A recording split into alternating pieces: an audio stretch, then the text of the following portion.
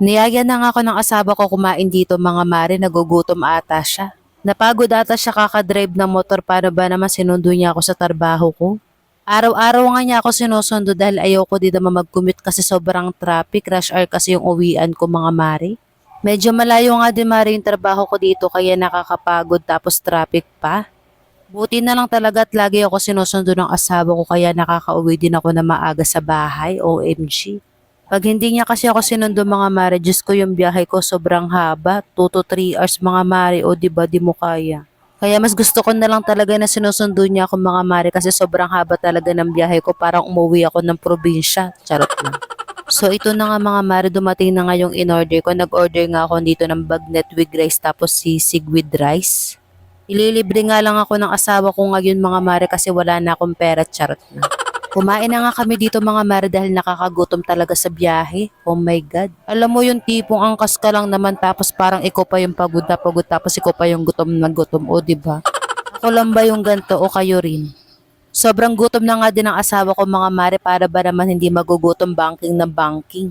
Diyos ko mga mare, kada kanto ata nalilikuan namin binabankingan niya. Ang sarap kurutin talaga. Ang bilis pa magpatakbo mga mare. Kala mo naman lagi nagmamadali, lagi mahinahabol.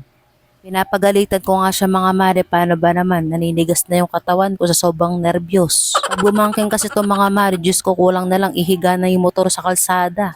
Sabi ko nga sa kanya mga mare, dapat yung takbo niya, takbong pogi lang, kaso hindi siya pogi kaya sobrang bilis siya magpatakbo, charot lang. Buti na lang talaga mga mare, hindi kami nadidisgrasya sa pinagagagawa niya, Diyos ko.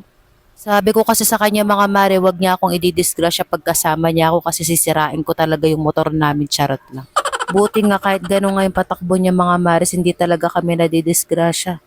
Ewan ko na lang, wag lang talaga matsyempuhan. Naalala ko nga yung motor namin dati mga mare, yung wave na kulay red. Hinatid niya kasi ako mga mare sa trabaho ko tapos nung nasa kalagitnaan na kami ng biyahe, nung nasa bandang tuloy na kami ng SM Marikina, Diyos ko natanggal bigla yung tambucho mga mare. Yung tipong ang ganda ng outfit mo, yung naka-office attire ka, nakapalda ka, naka-sandals ka tapos pagpupulutin ka lang ng tambucho sa tulay.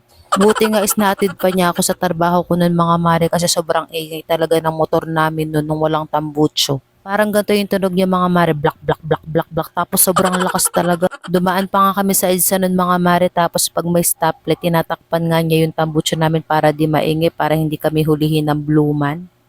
Pagkahatid niya nga sa akin sa Bertos nun mga mare, pinaalis ko kagad siya kasi parang hinahanap siya ng security. Ang ingay kasi ng tambucho, blak blak blak. Ang lakas talaga, nakakahiya. Oh my God. So ayun lang mga mare, salamat sa panonood. See you sa next vlog.